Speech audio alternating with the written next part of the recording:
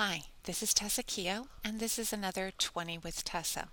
Now, my favorite number is 3, and when I took a look at the first video that I did in answer to Brian's question about crossing the pond the other way, coming over to the United States to start looking at our records, I thought it was a good introduction on the fly, but I also thought that there were a couple of other areas to cover. One of those areas is working a little bit more with Ancestry and playing with Ancestry when you're not signed into it, as well as going over and taking a look at the family search records and kind of combining those two sites to do some of your research. And that was in my second video. The first video, as you can see on Tessa Watch, right now you are seeing my YouTube channel, is already up. The second video is going up later today, and the third video, which is this one, is what I'm working on, and that will also be there. And that's going to answer some additional questions that came in from Robert in Australia, Cliff in Canada, and then a point that was made by Kathleen, and she is in the USA West region. She's one of my people. She had a really good suggestion, and I wanted to point that out at the beginning, which is just because you have a subscription to a website, whether that's Find My Past, Ancestry, Lost Cousins, any of the other websites that are out there for doing research, take a look and see what's the best subscription you can get for your money. Just because you live in a particular country doesn't mean that that's the subscription you need to have. It doesn't have to correlate, so to speak. So you might find that you get a better deal from a UK subscription or a United States subscription or a Canadian subscription. Always take a look and see where you can get your best deal, because of course we need to stretch those genealogy dollars. And one of the best ways to stretch your genealogy dollar is to take advantage of the free websites that are available. And the biggie is familysearch.org, of course, but there's a number of other good ones as well. And we're going to take a look at doing a little bit of our USA research that way in this third video in this series. But first of all, I wanted to point out, and this is just a shameless plug, Tessa Watch, which is my YouTube channel, and the top shelf item is 20 with Tessa, and that's where I cover a number of data sets or questions that I have about research, anything related to doing my one name study that I've learned or have a question about, and hopefully it will be useful to you. There's a number of them there. I started out looking at some UK research sites and basically did videos about how I gathered that data. I took a look at Excel, and I consider myself kind of a beginner to slate intermediate in that, and gave you some tips about using Excel or any other spreadsheet with your one name study. One of the other things that I do is I have a legacy virtual users group, and that is the second and the third shelf here. Legacy is a genealogy database program. Some Americans use it. I don't think it's as popular in the UK, and I think it's because you have Family Historian, which seems to be a really great program as well. But the one thing I would point out is that most of the genealogy database programs all have the same bells and whistles. Some are more extended, some are more simplistic, but a lot of times you can get information or tips about how to use a genealogy database program, not only from your program, and hopefully it has a forum and some videos or self-help, but from other people. For instance, Russ Worthington, who's a member of the Guild, uses Family Tree Maker. And he has a great blog about how he does things in Family Tree Maker. Randy Seaver is also a member of the Guild, and he uses Roots Magic, it appears, but he also plays with all of the genealogy database programs. I don't know where he finds the time, but he does. I have restricted myself to Legacy because I usually can only do one thing well. And so I'm not saying that I do it well, but I give it my best shot. So our monthly hangouts are listed on the second shelf, and I cover particular topics with the Legacy Virtual Users Group. We also have a community. Tuesday's tip is where I try to answer a question if someone brings that up about Legacy. Sometimes it's just on research. So those are the major shelves on my YouTube channel, and then I think that YouTube/Google kind of enters popular uploads or recent uploads. So there, and it's very easy to subscribe, and you do it right here. You can subscribe to the YouTube channel, and then you will know if I've posted a new video, if that's set up in your notification section. Also, if you come to my channel, you can see my favorites, which are the Guild of One Name Studies, of course, or some other YouTube channels that I think are important. One is Lisa Louise Cook, who I think does a really good job of talking about records and genealogy in general. The U.S. National Archives is one I have on there, and a few others. So that's a little something to get you started, and you can always go to Tessa Watch, and once you've watched a video you can comment on it, and I do go back and check the comments, so if you have a question or there needs to be some follow-up, I'm happy to do that. And I hope this helps you understand where all the YouTube videos are at. If you don't happen to see them on the Guild bulletin board or someone mentions them in the forum, they're all right here at my YouTube channel. So I hope you'll subscribe, and I hope you'll provide me with questions or topics that you would like covered in my 20 with Tessa videos. I try to make them 20 minutes, but I'm a little wordy, so that doesn't always happen. So with that, I wanted to go further into the question of working with one name studies with United States records. And one of the comments that was made was to be sure and check out US GenWeb. And so let's go take a look at that site. And here we are with the magic of the internet.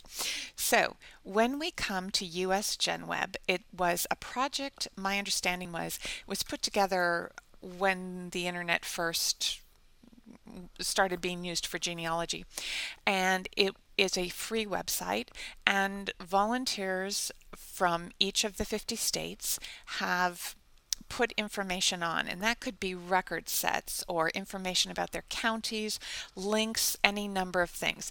But the idea behind the project is to keep internet genealogy free.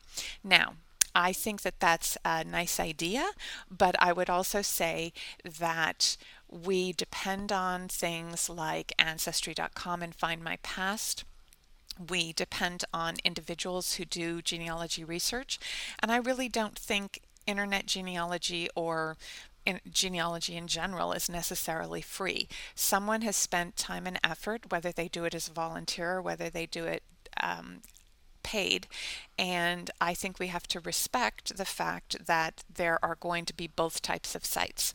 And I appreciate the fact that there is a free genealogy, but I also understand that when I want to delve into certain things and they're not in the area of my expertise, I might be paying for them. And I think that's true of any field that we engage in, and I think we need to acknowledge that.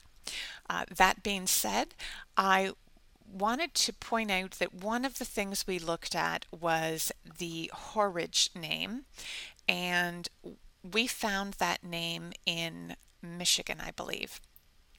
And so I just click onto Michigan, and I get the Michigan genealogy website here that's put together and is part of the project.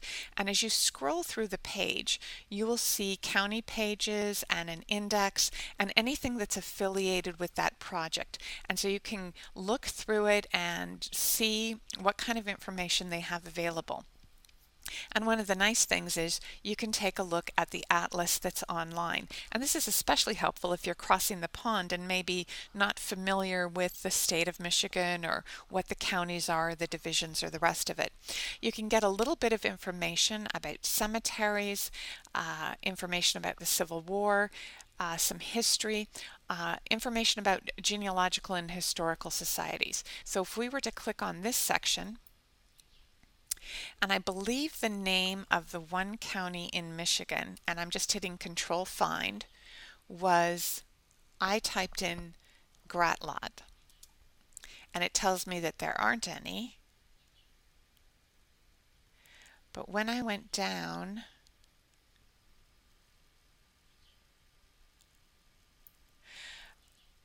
and I think it might have been a misspelling that I saw, but it looks like Gratiot. And so when you click on this county, you get this historical society. Now, the reason I'm pointing this out is because you will find that it was last updated, or it looks like it was last updated in March of 2008. Now, I know that there was some movement when Ancestry took over certain things. People moved their projects, and this might be part of it, but I'm not sure. But there are also some links that you can check out, and then it takes you back to the US GenWeb site. But what I went ahead and did, since I didn't see any new information on this site, was I just highlighted this title. I'm in Google Chrome, so I did that. And then I asked Google to search for that phrase that I had highlighted. So that was a quick search, and when I did that, this is what it brought up. So we have the Historical Society here. We have Familysearch information about that society. We have some photos, we have the map, we have information about their phone number and the hours of operation. So this all gets you started on taking a look at this county. If this was a county that showed up when you were starting to do your work on US Census records, for instance. And I'm going to just show you what this one looks like, which takes you to their newest page. Now, you could bookmark this in whatever system that you use if you're starting to do your research here, but you can also take a look at their research links and their items of interest. They don't have a lot, but they do have 107 obituaries, and you might get lucky and one of your surnames is here.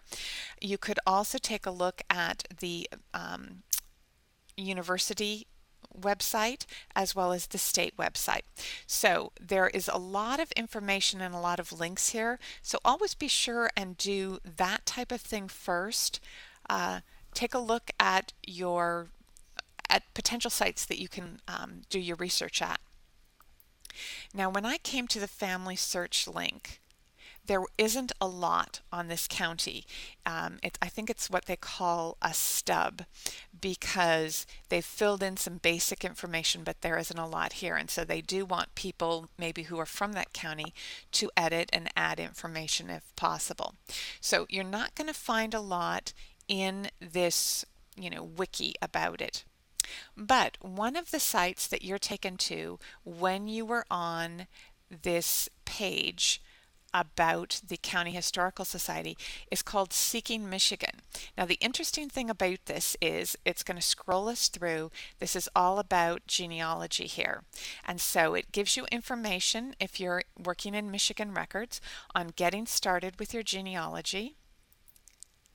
It also tells you that the Michigan State Census is available online, and that's for 1884 and 1894. And if you'll remember, I told you that the 1890 federal census was destroyed. And so this is a really good way to find out information in the state census about your surname if it shows up there. So those are the two items there.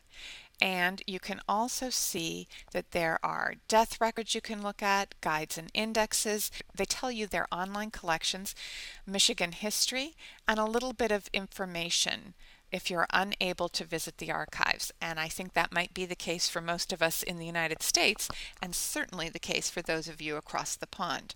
So this is one of those types of things that I suggest to people to get started. Get a feel for the place that you're researching before you start working with the records. Now, we've gone back to Familysearch because that is where the records are free in this instance to be looking them up. And what you're going to want to do is do your search, and you just can click on here. And I believe we had this name, and I'm going to go for the exact search because that's my preference. I'm going to work with United States records. and it gives me the historical records collection. And since I asked for the United States, it puts it all in alphabetical order. I could go directly to Michigan if I wanted to work with Michigan records.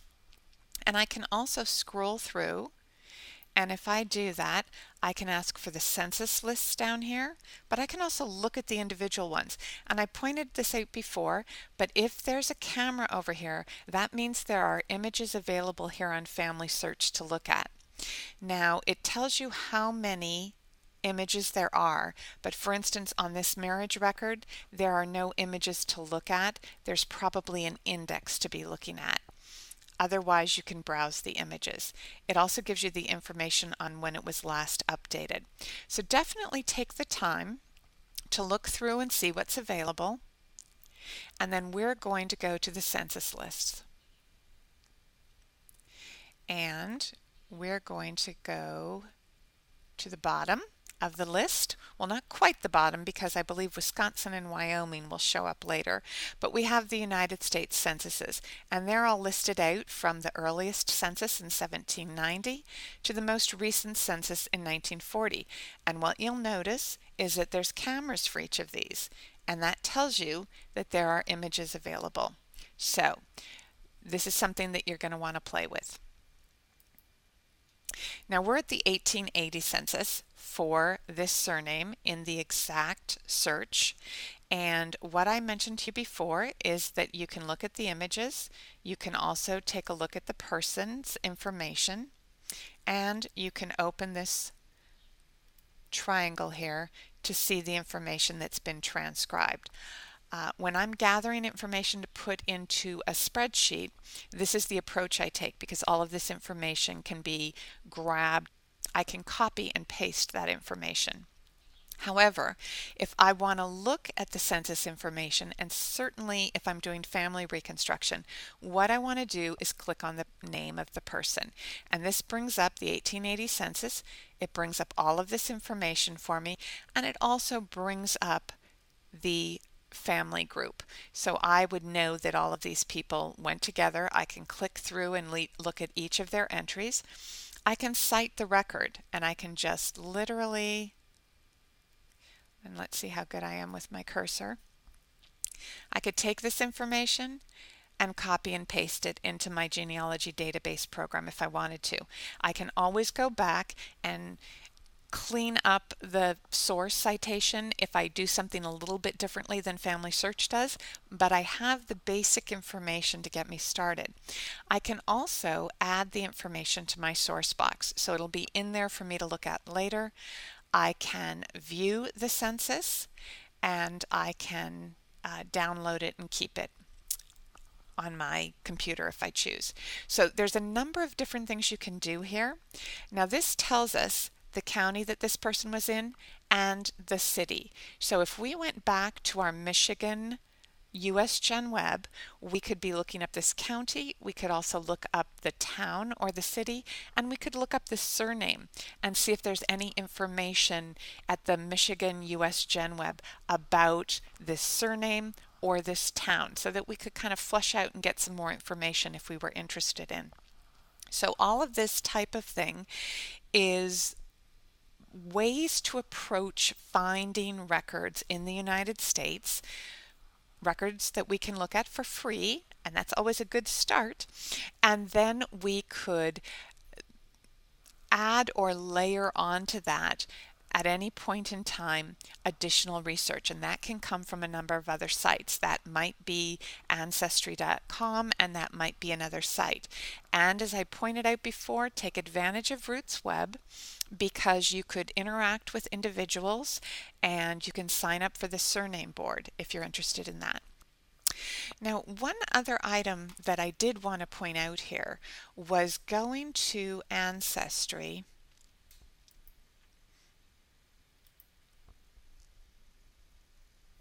And yet again, I am not signed into Ancestry at this point. And one thing that I would suggest, if we're in the Family History Wiki, and if I wanted to find out about a place, I'm going to search for Michigan. Now, they tell me that there isn't a page titled Michigan, but they can tell me about Michigan vital records, census records, background sources for Michigan, and Michigan maps. So let's take a look. Now, as I mentioned to you before, I'm not signed in. I am using Ancestry.com through the United States. But you can take a look and see background sources for Michigan. It will give you links, probate records, land records, maps, etc. So definitely take a look. Ethnic groups, what have you, Michigan naturalization. There's a lot of information that is what I call in front of the paywall at Ancestry.com. And that means you don't need a subscription to look at the information, and you can get some of this basic background information when you're starting to do your research. So try this with the states that you're interested in, as well as, it always tells you that there's no page titled whatever I selected, but it does give me a number of results. And some of those results are an overview of the U.S. Census, background sources for particular states. Let's take a look at finding and reading U.S. Census records. Yet again, I am in front of the paywall. I'm not paying anything to take a look at this. I'm not signed in. You can do this as well. And so it gives you information about the U.S. Census, and I find this incredibly helpful. I did this when I started doing my research in the UK. I went to the website and I read the section that is either about or learn more about it. So taking a look at the general information about the records that you want to look at is always a good thing. Spend that time reading about it, and I think that you will find you save time in the long run. So this is just something to get you started with your USA research when you're crossing the pond. We'd like to welcome all of you, whether you are Cliff from Canada, Robert from Australia, Brian from the UK, who are starting to do or continuing your research in the United States. I hope this information is helpful to you and that you will put together both the free information you can get from Ancestry, the free information and documents that you can see at Familysearch.org, as well as the free information you can see at the US GenWeb website. And finally, at the point where you're ready to pay a subscription and look at additional records that might not be available at something like Familysearch, then you sign up for whatever works for you for your Ancestry subscription. But try and gather all of the free information you can first, or what we call the low-hanging fruit, before you move on to the top of that tree. And if you have any suggestions, tips, or questions, please feel free to post them or send me an email at tessa.keo@one-name.org. And I'll be happy to get back with you, and your question might be the subject of a 20 with Tessa video. So, all the best with your research and your studies. Until next time.